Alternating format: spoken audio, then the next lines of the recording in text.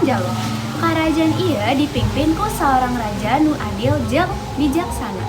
Di handapinginana Panjalu jadi kerajaan nu makmur. Nami rajana nyaeta Prabu Sanghen Cakradewa. Ti perkawinana jeung Ratu Sri Kindang Panunjang, Prabu Sanghen Cakradewa boga putra jeung putri. Putrina dinamaan Sanghyang Lambu Sampuhur jeung putrana dinamaan Sanghyang Borosnora. Dina hiji poe, Sang Prabu ngarasa geus kolot, jeung Prabu saterusna nyauran kadua anakna. Barudak abdi ka dieu sakedeung. Aya nu urang ngomongkeun. Nuhun Rama. Barudak abdi ngarasa umur abdi geus kolot, geus waktunya nyerahkeun tatah ieu. Nuhun Rama. A boros ngora anjeun bade abdi jadi keuntungan putra mahkota. Nuhun Rama.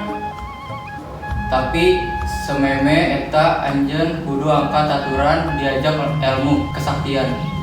Nuhun Rama, abdi narima wasiat ieu kalawan sakabe jiwa abdi. Enjing poena, Sanghyang Borosnora angkat di kerajaan katana di Jawi.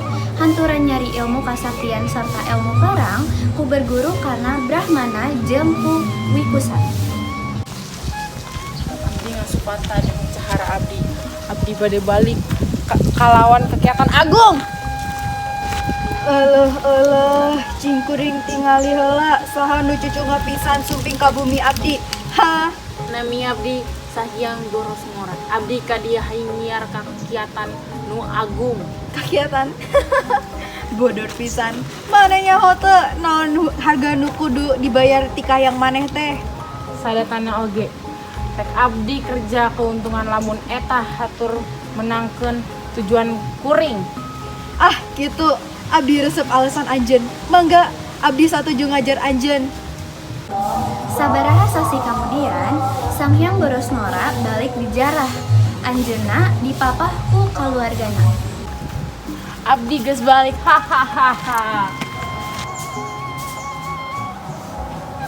Abdi balik Rama. Abdi geus nyiapkeun salamatan pikeun anjeun sangkan henteu ngeciwakeun abdi. Abdi model ngeciwakeun Rama. Yakin?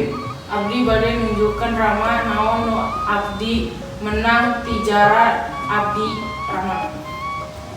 Mangga anakku.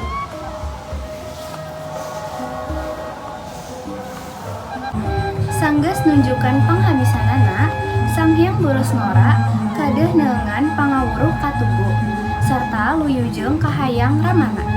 Suara borongan oge ngahelem mikirin masalah nadina di Seli Tungtung. Aduh, kedah filler kemana deui ilmu anu dimaksud ku Bapak? Tah yang tinggal. Abdi minta berikanlah abdi petunjuk pikeun hendak ilmu sajati anu dimaksud ayahanda. Sagitu lama bersamedi, akhirna manehna dapat dipitunjuk ieu nu boga ilmu anu diteang. Nyaeta aya di pentas lautan. Nyaktos di tanah suci Mekah, mahlawan Allah kasaktianana, Sanghyang Borosnora anjuk di Mekah dina sakejap panon. Di Mekah eta, Sanghyang Borosnora naros ka saben jalmi nu dipanglihan nusu padus tiasa patepang kahlawan jalma anu menang warisan ilmu sajati anu dimaksud. Jalmi-jalmi nu henteu terah maksud sang pangeran nombokan padus manehna. Manggihan saura lalaki kantun dina hiji tenda di gurun Kausik. Hei, anjeun kan naon? Kemping ka dieu tong ngucapkeun salam, teu sopan kalintang. Hapunten teh. Aya kaperluan naon anjeun di dieu? Abdi ngahoyong narusiman ten abdi tiasa menangkeun ilmu sajati. Sateucan ngawalan katarosan anjeun biasa tulung panyokotkeun panaku anu ujug-ujug maksud eta. Oh, bisa.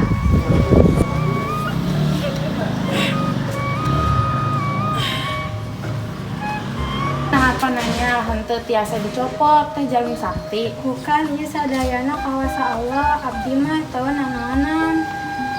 Tolong ajari abdi kumaha cara menangkan kawasati Allah oge. Mangga lamun anjang hayang ilmu tahu coba balok eta Kumaha cara ngadulkeun syahadat? turutan abdi asyhadu alla ilaha illallah wa asyhadu anna muhammadar rasulullah.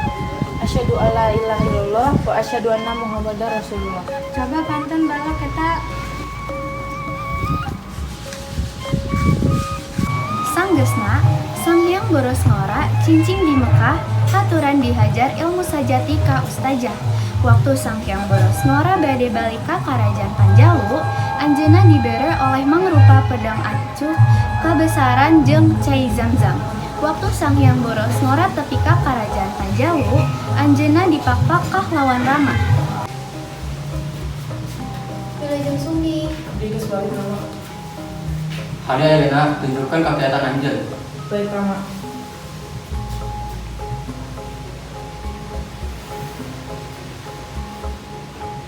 Hade pisan ayeuna abdi tiasa tenang ngangkat anjeun pikeun raja. Tepat ti lila, Sang Hyang Boros Ngora diangkat jadi raja. Jeung Sang Hyang Lambu Sampulur diangkat jadi padih karajaan. Sang Hyang Boros Ngora nugas jadi orang Islam, satarusna ngajarkan untuk pituduh di tandah Ciamis.